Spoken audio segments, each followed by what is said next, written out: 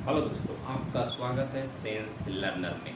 चलिए दोस्तों, रेलवे की वैकेंसी आई हुई है, आरपीएफ में एसआई और कांस्टेबल की वैकेंसी आई हुई है। चलिए आज हम देखते हैं उसका एग्जाम पैटर्न किस तरह से है।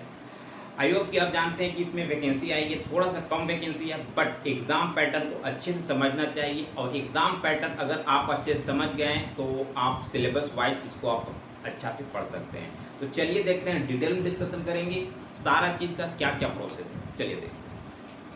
देखिए, आरपीएफ के दो वैकेंसी है, एक एसआई के लिए, सब इंस्पेक्टर के लिए, और एक कांस्टेबल के लिए। ठीक है, एसआई के लिए आपकी जो एलिजिबिलिटी है वो ग्रेजुएट होना चाहिए, और जो कांस्टेबल की है वो मैट्रिक से।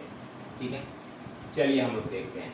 सबसे पहले आपको एक चीज ध्यान में रखना होगा कि आपका जो एग्जाम होगा ना वो सीबीटी मोड में होगा, कंप्यूटर बेस्ड टेस्ट। ठीक है, ऑनलाइन एग्जाम है आपका। ठीक है, तो वैसे स्टूडेंट्स जो इससे पहले कभी ऑनलाइन अपेयर नहीं हुए हैं, ऑनलाइन एग्जाम नहीं दिए हुए हैं, प्लीज आप लोग जब एग्जाम का प्रिपरेशन कर रहे हैं तो आप लोग ऑनलाइन टेस्ट देना शुरू कर दीजिएगा। क्योंकि जब आप फर्स्ट टाइम अगर सिर्फ एग्जाम सेंटर में आप दीजिएगा टेस्ट एग्जाम ऑनलाइन मोड में, तो आपको थोड़ा सा दिक्कत हो जाता है। ठीक है, टाइम आपका ज्यादा लग जाता है, तो आप प्रैक्टिस करके जाइएगा। ठीक है, अभी तो फॉर्म आपका भरा रहा है। ठीक है, ऑनलाइन मोड में होगा। ठीक है, आपको जो दिया जाएगा 90 मिनट का आपको समय दिया जाएगा, 90 मिनट्स। ठीक है, 90 मिनट्स का आपको समय है, मीन्स 1.5 घंटा का समय है, काफी समय होता है। ठीक है, आप आराम से बस प्रैक्टिस आपको अच्छे से करना है।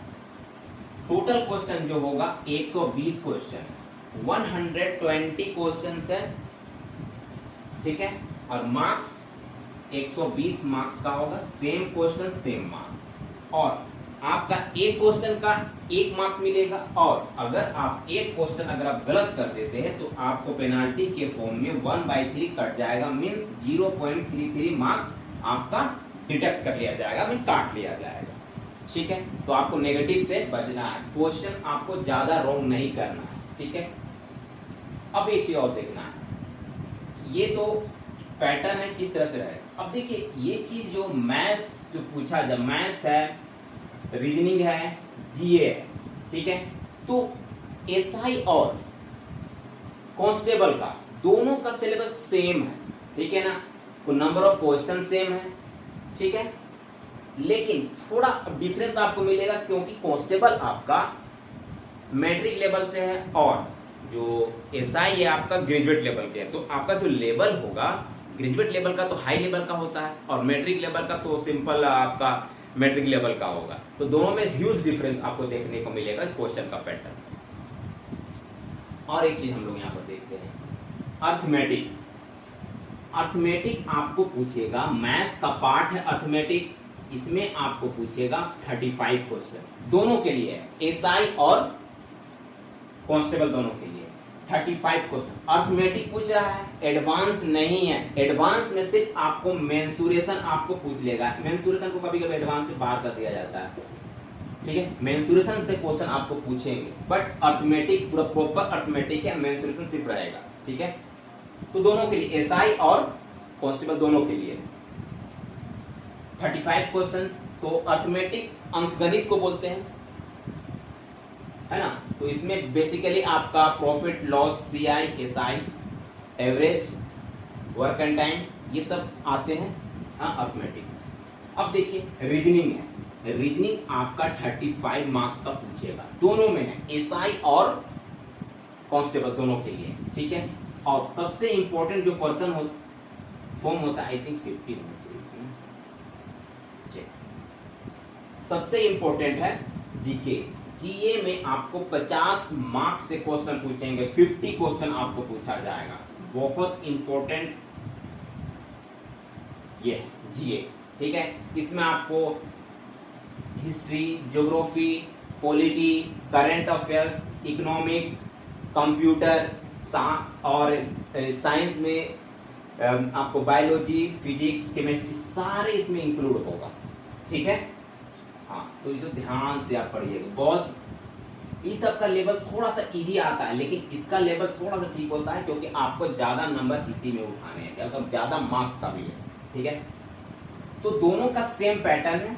ठीक है, एसआई और कांस्टेबल का। और एक चीज, नॉर्मलाइजेशन एक बहुत इंपॉर्टेंट फैक्टर होता है। नॉर्मलाइजेशन जब आप सीबीटी मोड में लिख रहे हैं तो आपका जो एग्जाम होगा मल्टीपल शिफ्ट में होगा।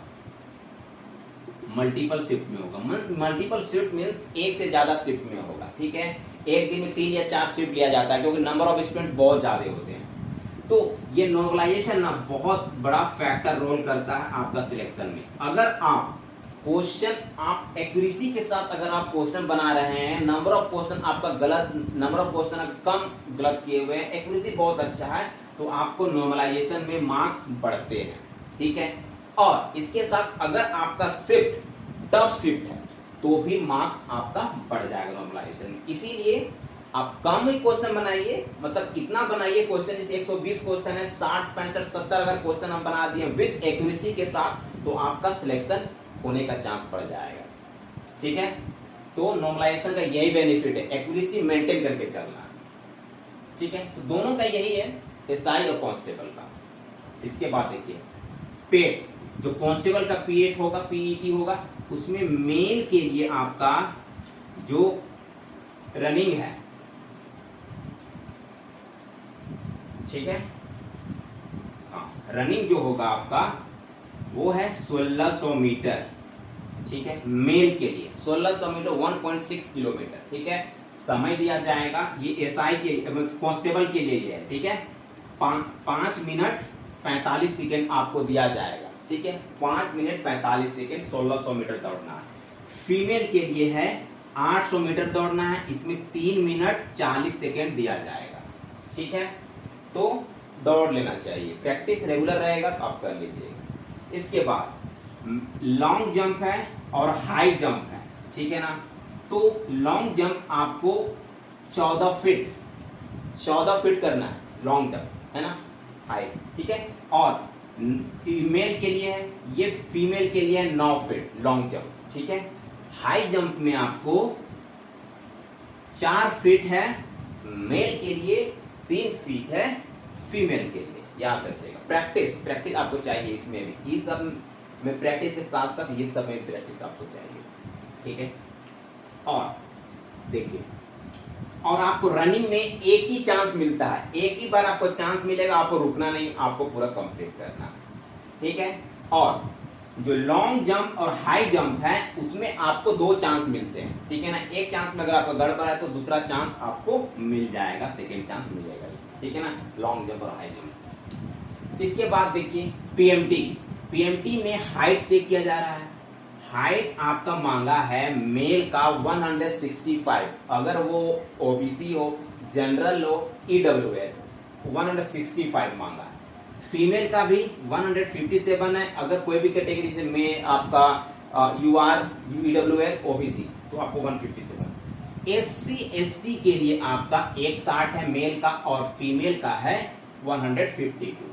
ठीक है, इसके बाद चेस्ट में अगर आप अनएक्सपेंड, मतलब बिना फैलाए हुए अगर आप चेस्ट आपको देखा जाएगा तो आपका 80 सेंटीमीटर होना चाहिए। अगर एक्सपेंड और फैला के देखा जाएगा तो आपका 85 सेंटीमीटर होना चाहिए। और एसटी एससी के लिए है, एसटी एससी सिर्फ मेल के लिए, फीमेल के लिए चेस्ट अप्लीकेबल नहीं। ठीक है ना, तो 76.2 सेंटीमीटर बिना फैलाए हुए 81.5 सेंटीमीटर। ठीक है, ये था कांस्टेबल के लिए। ठीक है, पीएमटी ये पीईटी था, ये पीएमटी था। और एसआई के लिए पीईटी देखना है ना। मेल के लिए है आपका 1600 मीटर दौड़ना है। ठीक है ना, रनिंग दोनों में सेम है, कांस्टेबल और एसआई में, बट आपका टाइम आपका कांस्टेबल में कम दिया गया है, 45 सेकेंड कम है आपका। तो 6 मिनट 30 सेकेंड आपको दिया जा रहा है मेल को, आपका एसआई में। ठीक है, फीमेल के लिए है 800 मीटर है, 4 मिनट है। ठीक है, 4 मिनट दिया जा रहा है। ठीक है, और लॉन्ग जंप में 12 फीट है, एसआई के लिए मेल का 9 फीट है, फीमेल का। हाई जंप में 3 फीट 9 इंच है मेल का और 3 फीट है फीमेल का। ठीक है, हाँ, इसमें 2 चांस आपको दिए जाएंगे। ठीक है, इसमें 2 चांस आपको मिलेगा, लॉन्ग जंप और हाई जंप में, और रनिंग में एक ही चांस मिलेगा। पीएमटी में मेल का हाइट है 165 मीटर मेल के लिए, फीमेल के लिए 157 सेंटीमीटर। ठीक है, 165 सेंटीमीटर और 157 सेंटीमीटर। ठीक है ना, हाइट फीमेल का। और एससी और एसटी का 160 सेंटीमीटर मेल का और 152 सेंटीमीटर फीमेल का। चेस्ट ओनली फॉर मेल, लड़कों के लिए सिर्फ है 80 है बिना फैलाए हुए, और फैला के 85 सेंटीमीटर। ठीक है, और एसटी एससी के लिए है 76.2 बिना फैलाए हुए, और फैला के 81.2 सेंटीमीटर। तो ये सब प्रॉपर डिस्कशन था जो आपको रेलवे के एग्जाम में आपको देखने को मिलेगा, एसआई या कांस्टेबल दोनों की वैकेंसी में। तो आई होप आपको ये क्लियर हो गया होगा। तो आप अच्छा वीडियो देखिएगा, आप चैनल को सब्सक्राइब कर लीजिएगा, वीडियो को लाइक कीजिएगा, और हो सके इसको शेयर कर दीजिएगा। चलिए नेक्स्ट वीडियो मिलते हैं।